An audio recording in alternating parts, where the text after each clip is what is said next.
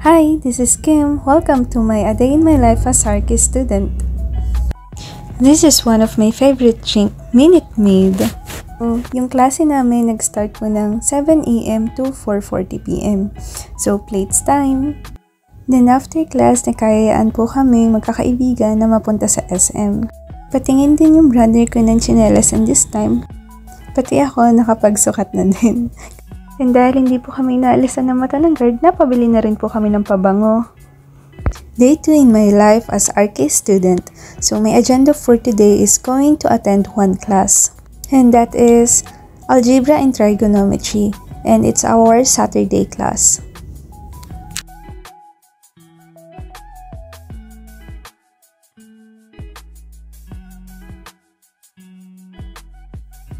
After our classes, I decided na maghanap ng mga kainan dito sa Lipa. Dahil taga-Rosario ako, gusto ko din mag-explore at matikman yung masasarap na pagkain dito sa Lipa. And this time, nakikinig lang din ako ng mga favorite songs ko, tulad ng Bloom by Paper Kites. In the morning when I wake and the sun is coming through, oh, you fill my lungs with sweetness, and you fill my head with you. And yes, finally, nandito na nga tayo sa Romantic Baboy. And ayan, itutur ko lang kayo dito sa entrance. And nandito na nga din ako sa loob. Medyo madami din yung kumakain ngayon dahil Saturday and kasama nila yung mga pamilya nila. And ayun na nga, luto na tayo. And after a long weeks, and ito na nga din siguro yung pinakapahinga ko, and ito na din yung pinaka-treat ko para sa sarili ko after na mahabang araw. And nag-quiz din kami nito, kaya ayan, gutom na gutom. And dahil first time ko dito sa Romantic Baboy, susulitin ko na din dito, syempre. So ayan, kumakain lang din ako. And this time, naiisip ko na naman yung quiz ko kanina. Papaisip ako bakit ko pa pinahaba yung solution ko, tama na pala. Sayang tuloy yung points, pero bawi na lang din next time. And my next agenda is pumunta sa church. Minsan, pagka hindi ako nakakapunta ng church, I decided na mag-online mass and sa Quiapo Church. Pero ngayon na may free time ako at mahaba-haba yung oras ko, I decided to go in San Pedro Calungsod Church.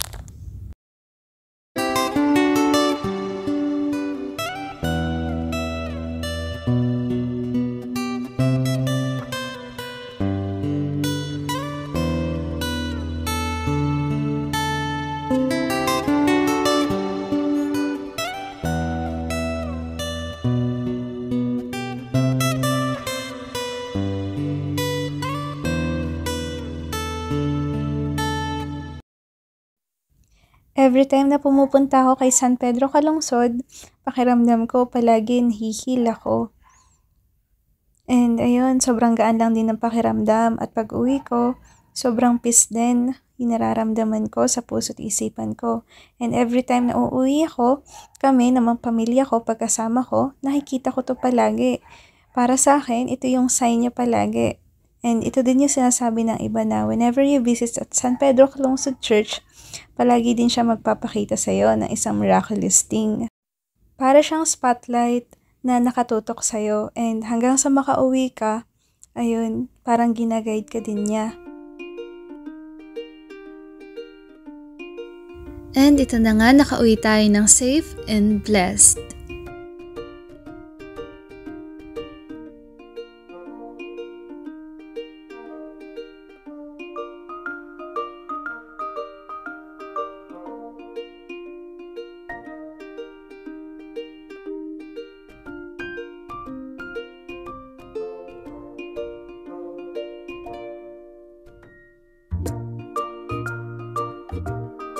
A Day in My Life, Day 3.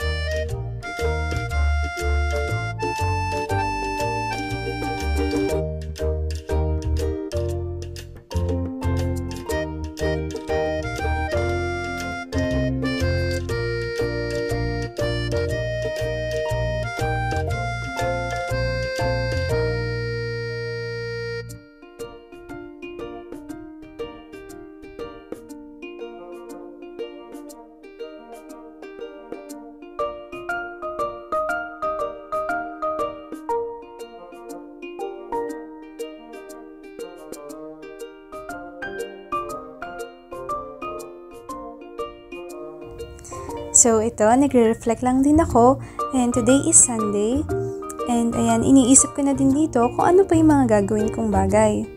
And mamaya nga magpe-plates na din ako. At ayan, biglang umulan na din.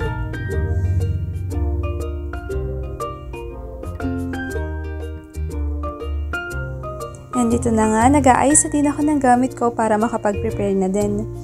Ayan, plates time again.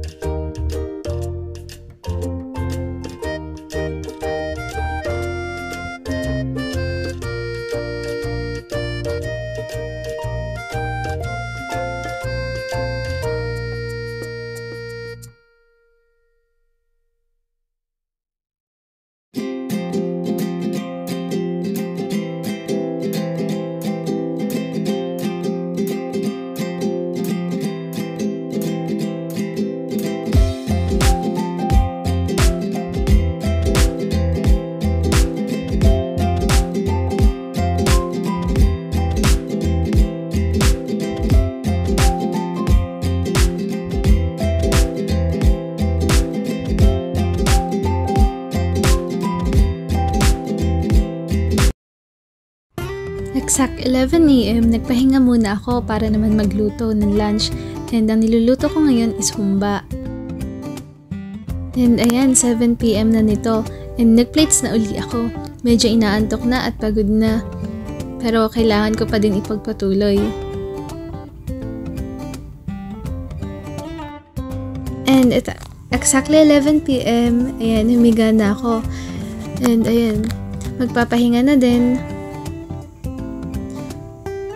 Pero magbabasa muna ako ng Bible. Itong Bible na to is bigay lang din ng friend ko. Isa siyang Mormon. And ayun, pero Catholic ako. Pero willing pa din ako magbasa ng mga Bible nila na binibigay. And ito, naging daily routine ko din magbasa ng Bible bago matulog. And dito ko na din po tatapusin ang day 3 ko. Thank you for watching! He said one day you'll leave this world behind, so live a life you will remember. My father told me when I was just a child, these